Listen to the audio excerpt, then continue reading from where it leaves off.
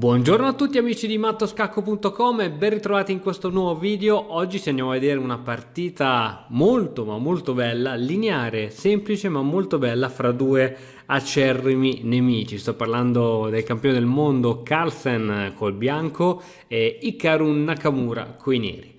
Andiamo a vedere questa partita come è andata. E4, E5, una delle risposte più comuni, cavallo F3, cavallo C6 e alfiere B5. Altrettanto un'altra continuazione comune che è la Ruy Lopez, giocatissima molto ad alti livelli, mentre a livelli solitamente bassi intermedi l'alfiere viene posto in C4 e questo tipo di impostazione con l'alfiere in C4 anziché in B5 prende il nome di partita italiana. Quindi caro amico scacchista, se rispondi con E5 trovati una bellissima risposta contro la partita italiana. Ma andiamo avanti.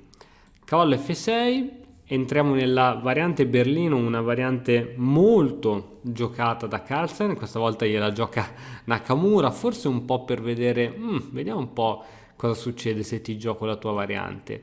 Arrocco corto, il bianco lascia volontariamente in presa questo pedone centrale, tanto gode di un vantaggio di sviluppo, il re è già arroccato, il nero cattura questo pedone, ora torre in E1, questa torre attacca il cavallo, attacca il pedone anche con l'aiuto del cavallo e si dice che attacca a raggi X il re, quindi è una mossa molto fastidiosa. Cavallo di 6 minacciando l'alfiere e ora c'è però una mossa che bisogna conoscere che è cavallo per E5. Il bianco si riprende l'importantissimo pedone e minaccia un attacco di scoperta. Infatti non può continuare così la partita poiché il bianco avrebbe a disposizione cavallo cattura C6 con scacco di scoperta quasi matto fra poco e il nero perde la donna. La perde anche se va a difendere il proprio re, quindi sarebbe un casino. Motivo per cui questa è la mossa corretta. Abbiamo detto il nero non può catturare l'alfiere ma deve giocare alfiere 7, perché alfiere 7 è sia una semplice mossa di sviluppo che allo stesso tempo para il re nero da eventuali scacchi di scoperta.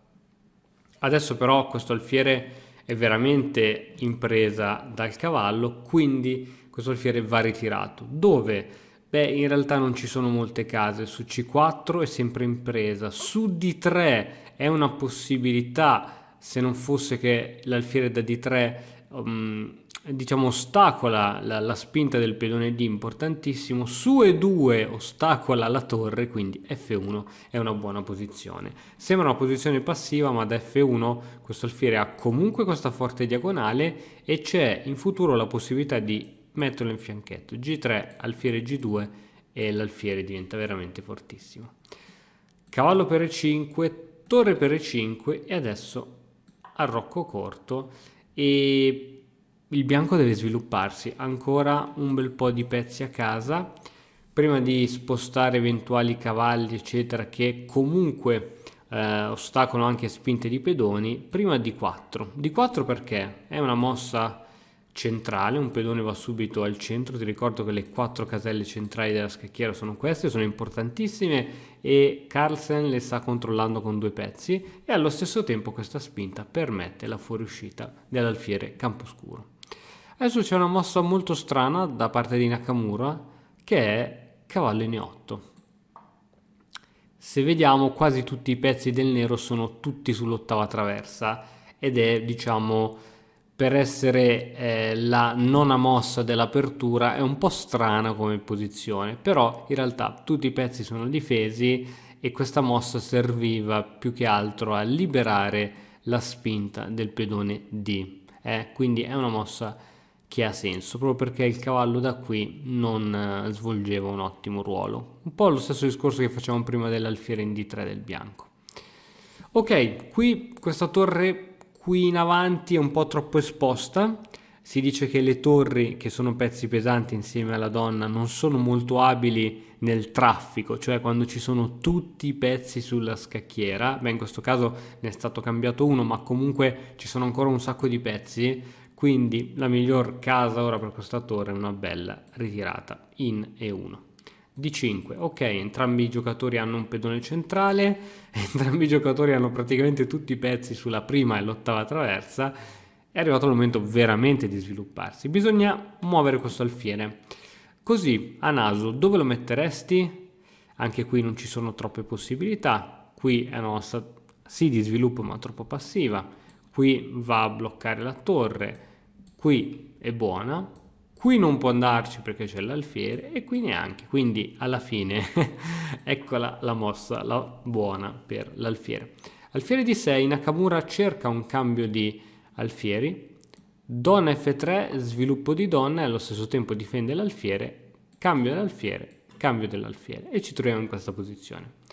Nakamura ne approfitta per proporre un ulteriore cambio, il cambio delle donne, e attenzione bene, Carlsen per diverse volte rifiuterà i cambi.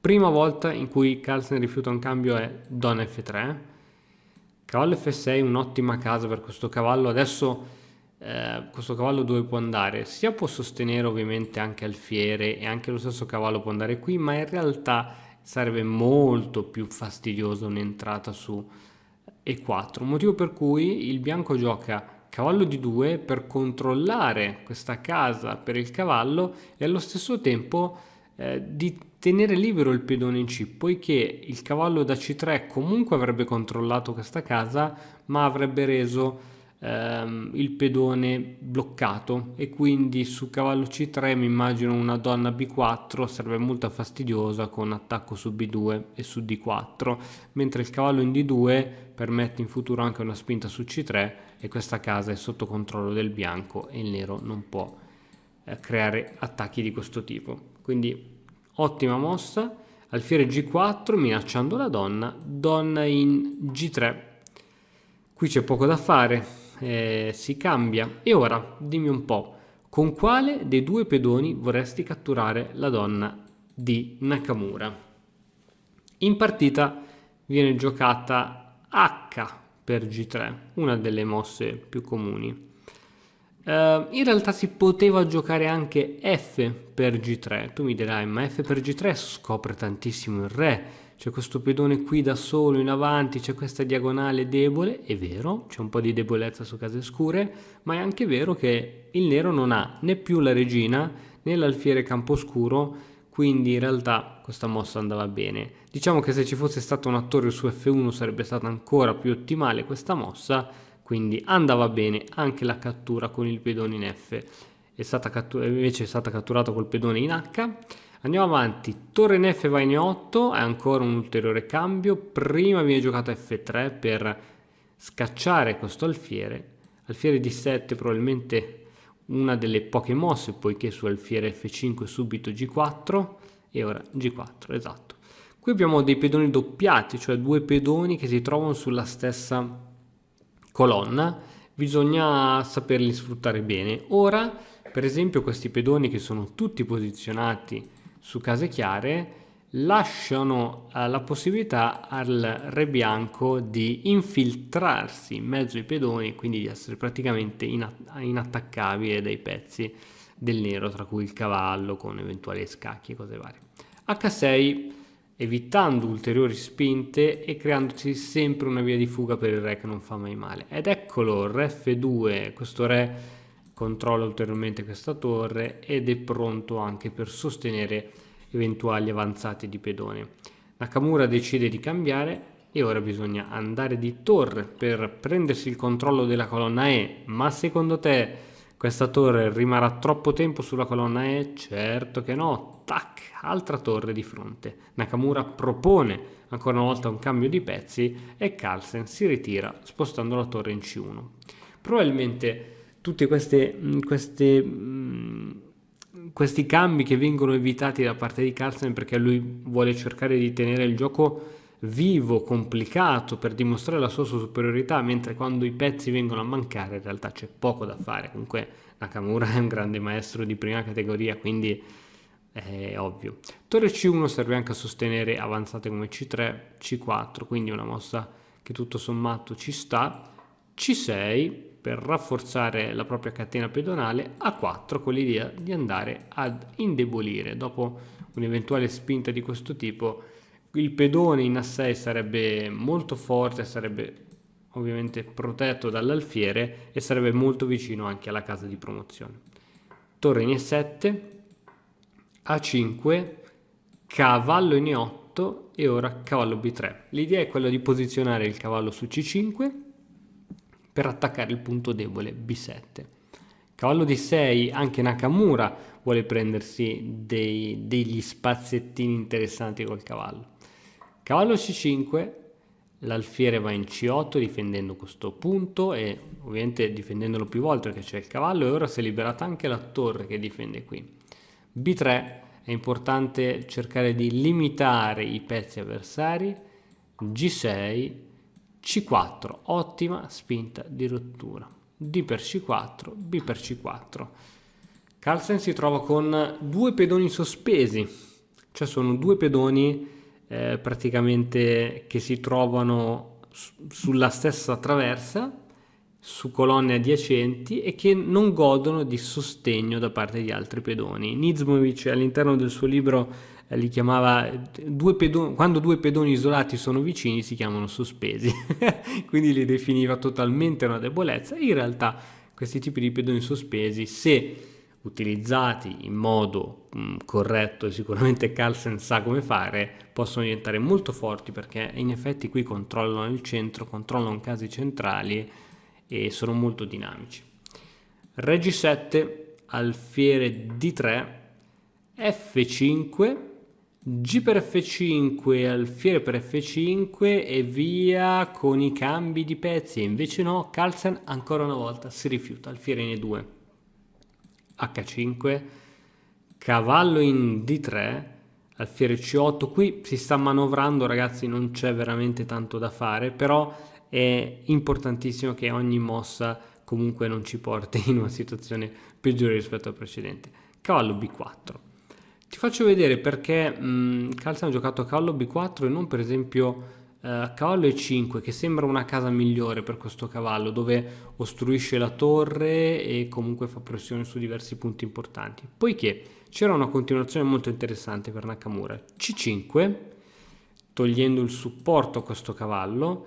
A questo punto il bianco avrebbe potuto comunque catturare, il nero non poteva catturare in questo modo, altrimenti c'era questo tipo di cattura, ma ora c'era cavallo in E4 scacco, F per E4, torre per E5 e dimmi un po' ora in che panni vorresti essere, se nei panni del bianco o del nero.